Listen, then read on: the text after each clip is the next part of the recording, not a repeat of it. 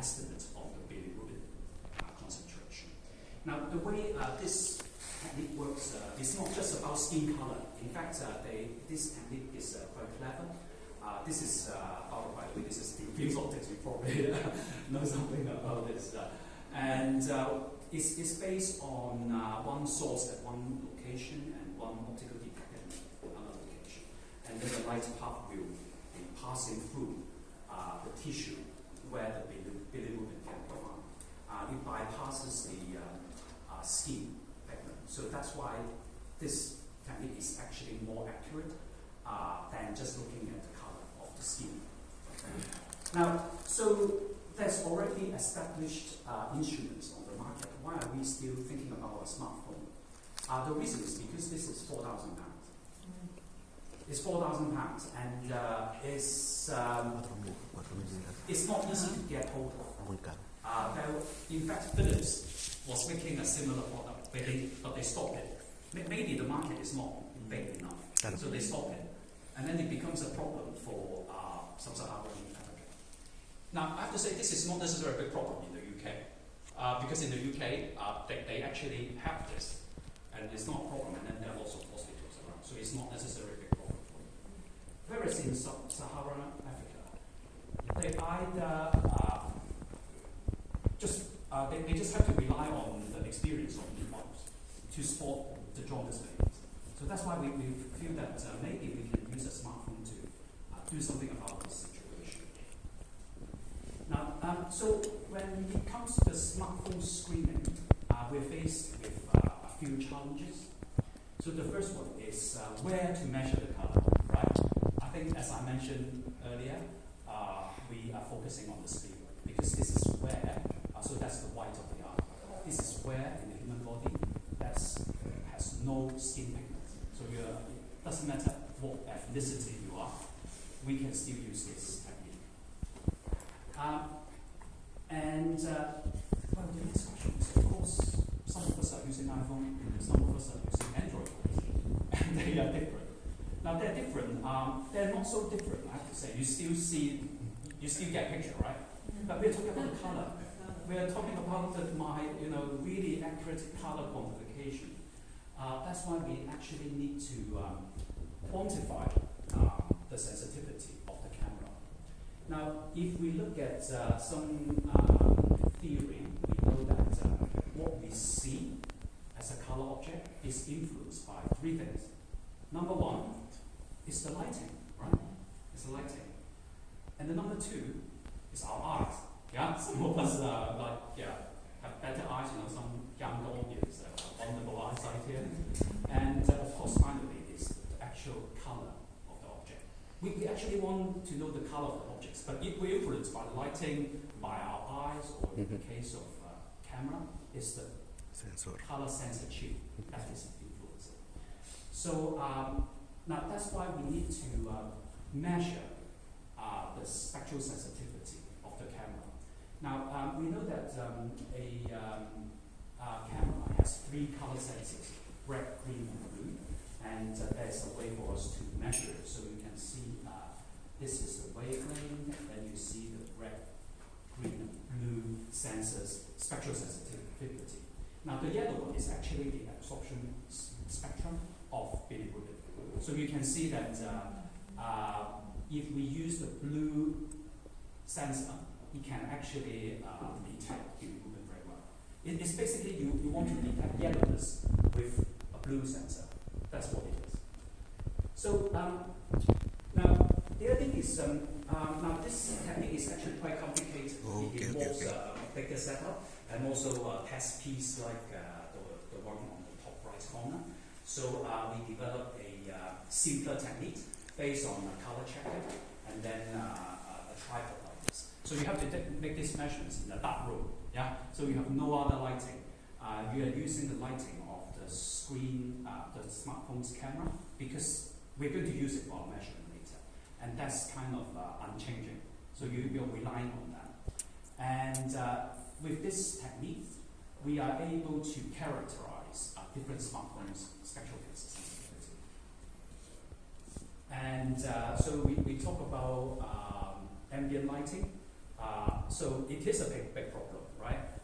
If you do a measurements in this room or in another room, you know, depending on the lighting, the sclera, the yellowness will be affected.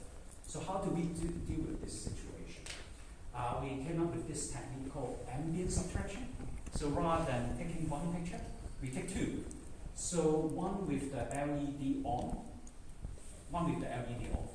So when you have a picture with the LED on, the lighting is due to the flash of the phone and also the ambient light, right? Second picture, the LED of the phone is off. So what you get is just the ambient lighting. So intuitively, you think you can just do the subtraction. And actually, that actually works, right?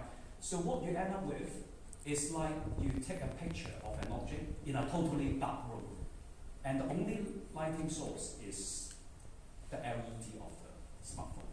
That's how it works. So we actually did some experiments to just make sure that this is actually working. So this is what we call CRE, or chromaticity diagram, and we show that with this ambient subtraction lighting. So all these hollow circles are the data points before the ambient subtractions. They are different from the white points, which are the true values. But then after ambient subtraction, we are able to remove the effect of the ambient lighting. Sorry, is that my talk will finish maybe 45? Is that 11:45? Yes, you have 5 minutes to finish. 5 minutes, okay, yeah, all right. So, now based on these techniques, we developed this app called Neo SCB app. It corresponds to NATO scleroconjunctival bilirubin. It's quite a long name. And the idea is you use this app to take pictures of baby's eye. Remember, it's actually 2 pictures, not 1. And then you need to manually identify the white of the eyes. And then the app will do the subtraction, will do the calculation. Now, from the color to this bilirubin value, we are using just regression model.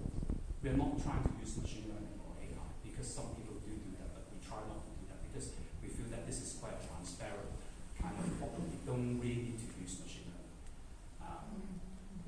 Okay, so just want to show you some results. So we went to Ghana, to Accra, to work with our colleagues in Ghana, and we brought along all these equipment and smartphones and all the bilirubinometer to take with us. Now the study is actually very simple.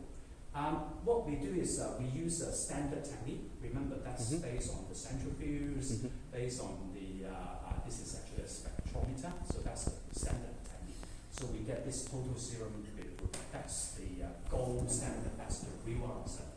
And then we also use the non-invasive technique using the commercial standard, and then also using our app. Yeah, we just want to see how does it compare with our app's results. So what is the correlation and what is the accuracy? So we collected data from 595 newborn babies, and you can see this figure that 195 data points. The white corresponds to high bilirubin value, and then the darker it is, it corresponds to a lower bilirubin concentration. So you can see that there is a correlation there, right? And now, if we compare our results, which is on your right, the blue circles, and then the commercial instrument, the red circles. Yeah. Now, number one, you can see that actually the commercial instrument is quite good. Yeah. You can see the data points are more less variable. However, we are not talking about a very accurate measurement of bilirubin. We are talking about a screening tool, right? This is not to say what the bilirubin of the baby is. It's about whether we should refer the babies for an accurate blood test. So this is what we are trying to do. And then we find that what happened is there's a threshold of 250 micromolar. So if you find that the baby has a bilirubin value higher than 250 micromolar, you need to refer babies for proper blood tests. And using a smartphone is not as good as a very expensive commercial instrument, but the correlation is there. So rather than using a 250 micromolar, we lower it to 200, so that we may have more false alarm, but at the same time we'll pick up all the highly jaundiced babies. So this is how we did it.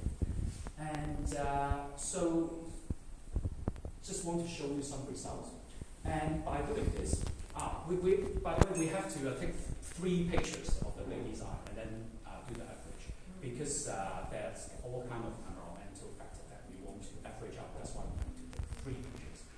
And then, as you can see, comparing our Neo SCD app and the commercial instrument, in terms of sensitivity and specificity, they are comparable. They are kind of in the same range. But of course, using our app, you just need a phone which is about 200 pounds. So, and in fact, any phone that can take raw pictures, you can use it. So, so that's our result. Now, just want to mention that there are other similar labs apps on the market. They are based on skin count. And in comparison to other skin apps, our results are actually okay, quite good in fact. Now, so we published quite a few papers on the topic, and we've been working on this since 2015. So just a quick summary, we find that we can indeed use a smartphone camera to screen for neonatal jaundice, and then what happens is the app tends to be more accurate if babies are very jaundiced or they are healthy. If they are near to the threshold of 200 micromolar, then that's where the app may struggle. So also multiple captures of the eye can improve accuracy. Now, what next? Just very quickly, we wanted to improve the app and then make it possible to automatically identify the eye. This is where we really want to use machine learning, because this is actually quite easy to do with machine learning. Finding the sclera region from a face picture. And so the other thing is we've been contacted by various different groups in the world to see whether they can apply this technique. And surely we've been contacted by an organization working in Peru. They are working with jaundice babies. So they want to screen for the babies, but also treat them with like a portable phototherapy system. So maybe, some time later I may have some Peruvian data for you. Got it. So just want to say that in fact, apart from yellowness, we can also measure redness. And what is the significance of redness? It's anemia, which is even a bigger problem, right? At the moment, a lot of clinicians, they kind of pick up anemia by looking at your lower eyelid to see how pale it is. So we are working on using smartphone to capture the redness. And we're working with pregnant women in the New Valley and also preschool age children. Okay, so that's the end of the talk, and this is my team from various countries and hospitals. Thank you very much.